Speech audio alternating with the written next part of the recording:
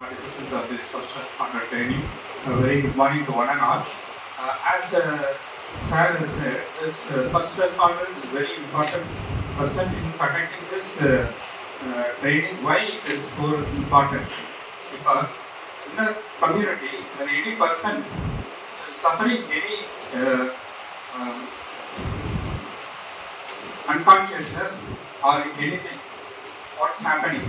The statistical data analysis, you see the European Heart Association gave us a data in which the first responders, importance of the first responders. What it says is, you see that when the person is resuscitated in 1 minute, the chance of survival is 100%.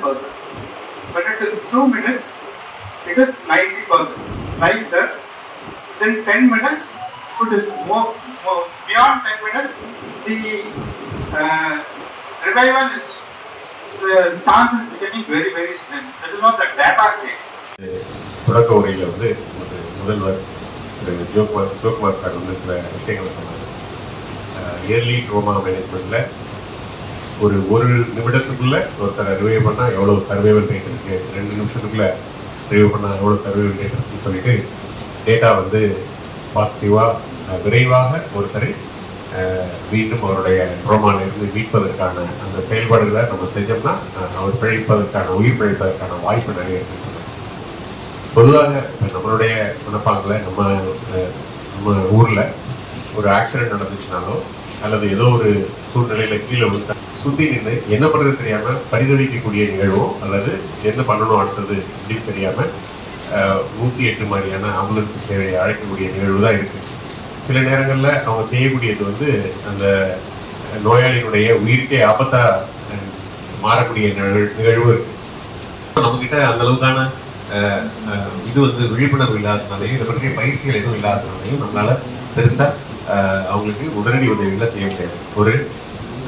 ஒரு மூச்சிலிருந்து விழுந்திருக்கக்கூடிய ஒரு நபருக்கு என்ன செய்யணும், ஒரு ஹார்ட்டில் ப்ராப்ளமோடு இருக்கக்கூடிய ஒரு நபருக்கு எப்படி வந்து அவரை மீட்டு கொண்டு வரணும், ஒரு ஆக்சிடெண்ட்டில் ஃப்ராக்சரான ஒரு நபரை நம்ம எப்படி நெக்ஸ்ட் லெவலுக்கு எடுத்துகிட்டு போகணும், ஃப்ராக்சரை இன்னும் அக்ரிவேட் பண்ணாமல் எப்படி அவரை வந்து ஹாஸ்பிட்டலுக்கு ட்ரான்ஸ்ஃபர் பண்ணணும், இந்த மாதிரியான பயிற்சிகள் வந்து நம்ம சாதாரண மக்களுக்கு இல்லை.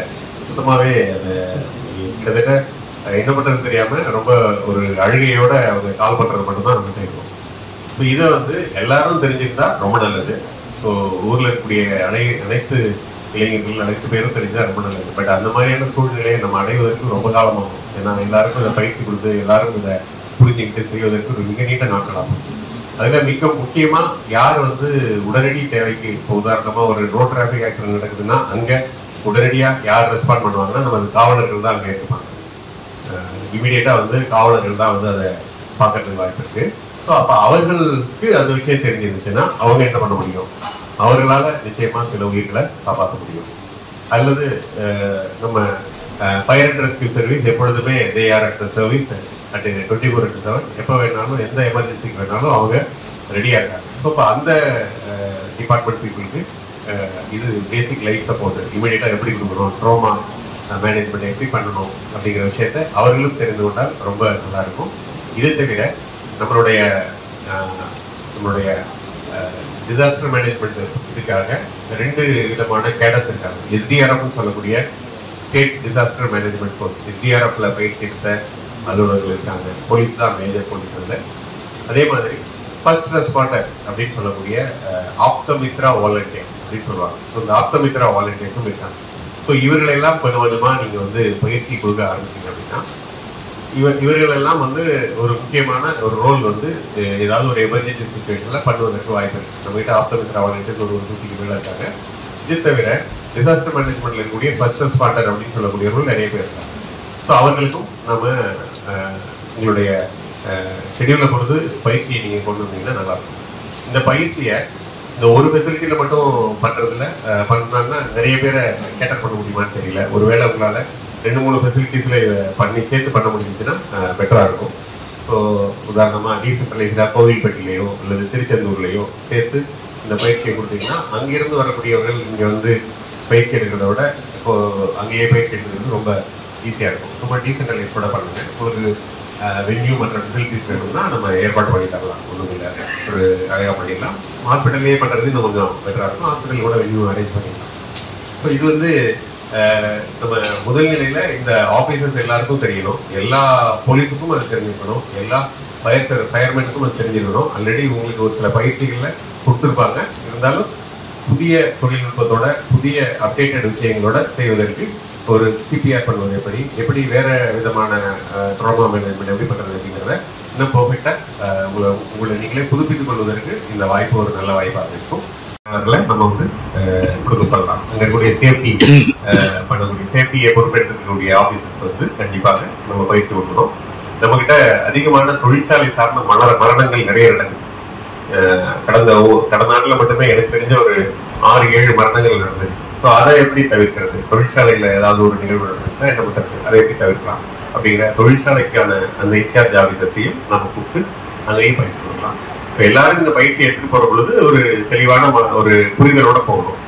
என்னென்ன மாதிரியான சிக்கல்களுக்கு என்னென்ன மாதிரி பண்ணணும், எது செய்யக்கூடாது, எது செஞ்சால் உயிருக்கு ஆபத்தாக மாறிடும், இது ரெண்டையுமே நம்ம புரிஞ்சுக்கிட்டு எவ்வளவு விரைவாக அந்த உயிரை மீட்பதற்கான உதவிகளை நம்ம செய்ய முடியுங்கிறத ஒரு தெளிவான புரிதலோட நீங்கள் எல்லாம் சென்று சேர வேண்டும். இது கொஞ்சம் கொஞ்சமாக அடுத்தடுத்த நிலைகளில் போகிற பொழுது ஒரு 1000 பேருக்கு நமது ஊரில் அப்படி பயிற்சி கொடுத்து இருந்தோம்னா அவர்கள் வந்து அட்லீஸ்ட் ஒரு சிறு நிகழ்ச்சி நடக்கிற பொழுது ஒரு 1000 பேர்ல 1000 பேருங்கிறது ஆக்சுவலாக 10,000 பேர் ஆகி அப்படிலாம் இருந்தால் தான் எல்லா இடத்துலையும் ஆட்கள் இருப்பாங்க. அட்லீஸ்ட் 1000 பேர் இருந்தால் ஏதாவது ஒரு சுச்சுவேஷன்ல யாராவது ஒருத்தர் அந்த இடத்துல இருக்கிறது வாய்ப்பு இருக்கு, அவர் ஒரு உதவி பண்ணுவதற்கு சான்சஸ் இருக்கு.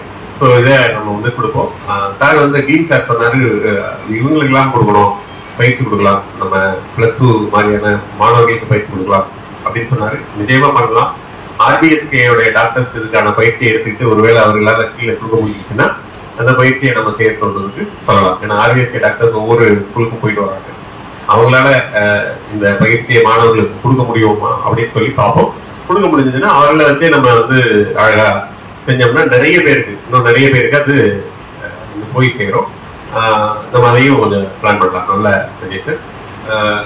காலேஜில் இருக்கக்கூடிய என்எஸ்எஸ் வாலண்டியர்ஸ் மாதிரியான நபர்களுக்கும் நம்ம இந்த பயிற்சிகளை வழங்கலாம். ஏன்னா என்எஸ்எஸ் வாலண்டியர்ஸ் ஆல்வேஸ் இந்த சோசியல் சர்வீசஸ் ஆக்டிவிட்டீஸ்ல ஈடுபடக்கூடியவர்கள் என்எஸ்எஸ் வாலண்டியர்ஸ்க்கு காலேஜ் லெவலில் பண்ணலாம். இதில் இருக்கக்கூடிய ஸ்கூல் லெவலில் இருக்கக்கூடிய குறிப்பாக ஸ்கவுட்ஸ் அந்த ஸ்கவுட்ஸ் எல்லாம் வந்து இன்பில்டாகவே இந்த ட்ரைனிங் இருக்கும் அப்படின்னு எனக்கு தோணுது. ஸ்கவுட்ஸ், என்எஸ்எஸ், என்சிசி இந்த மாதிரியான மாணவர்களுக்கு கண்டிப்பாக இந்த பயிற்சியை கொடுக்கணும். ஸோ இது வந்து எல்லாருக்கும் போய் சேர்ந்துச்சுன்னா நமது ஒரு குடிமகன் என்பவர் ஒரு பொறுப்பான குடிமகனாக ஒரு அவசர காலங்களில் உதவி பண்ணுவதற்கு ஒரு நல்ல ஒரு ரிசோர்ஸாக இருக்கும். இந்த வாய்ப்பை வந்து ஏற்படுத்தி கொடுக்கக்கூடிய தூத்துக்குடி மெடிக்கல் காலேஜினுடைய டாக்டர்ஸ் அண்ட் அதர் அபிஷியல்ஸுக்கு எனது வாழ்த்துக்களை தெரிவித்துக் கொள்கிறேன். இந்த பயிற்சிகளில் கலந்து கொண்டு வந்திருக்கக்கூடிய அனைத்து முதல்நிலை பொறுப்பாளர்கள், அலுவலர்கள் அனைவரும் ரொம்ப கவனமான இந்த பயிற்சியை இது பண்ணிட்டு நீங்கள் வந்து ஒரு நெக்ஸ்ட் ஸ்கில்ல கற்றுக்க போறீங்கிற ஒரு மன திருப்தியோட இன்று இந்த பயிற்சியை நீங்கள் நிறைவு செய்ய கேட்டுக்கொண்டு விடைபெறுகிறேன். நன்றி, வணக்கம்.